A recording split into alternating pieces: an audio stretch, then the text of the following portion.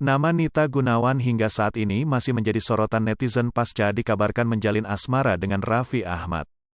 Namun baik Nita Gunawan maupun Raffi Ahmad sudah mengklarifikasi hal tersebut. Keduanya sudah mengakui bahwa tidak ada hubungan apa-apa antara Nita Gunawan dan Raffi Ahmad. Nita Gunawan juga mengakui bahwa dirinya hanya berteman dekat dengan Raffi Ahmad. Hal ini diakui oleh Nita Gunawan melalui channel YouTube pribadi Rans Entertainment. Nita Gunawan mengaku bahwa dirinya juga mengenal Nagita Slavina.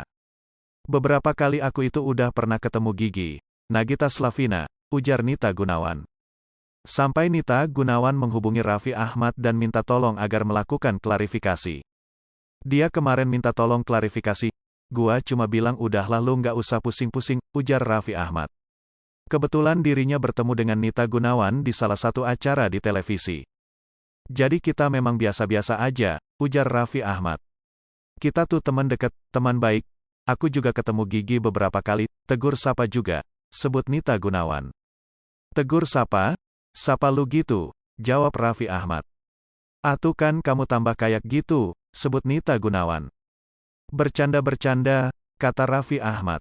Nita Gunawan bahkan beberapa kali mengakui bahwa dirinya dan Raffi Ahmad hanya berteman. "Untungnya aku orangnya nggak baperan, bener nggak?" ujar Nita Gunawan. "Iya," jawab Raffi Ahmad. "Kamu bercanda aku nggak pernah baper," kata Nita Gunawan. Hingga Raffi Ahmad mengaku bahwa dirinya suka bercanda dengan wanita.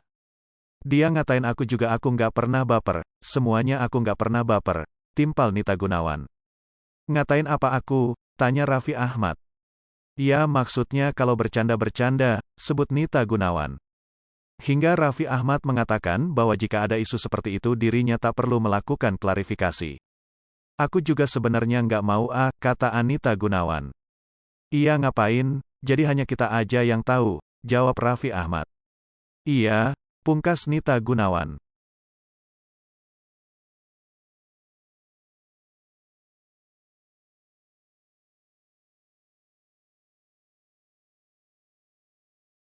Hai pemirsa Sri Popo TV, jangan lupa komen, like, dan subscribe, serta tonton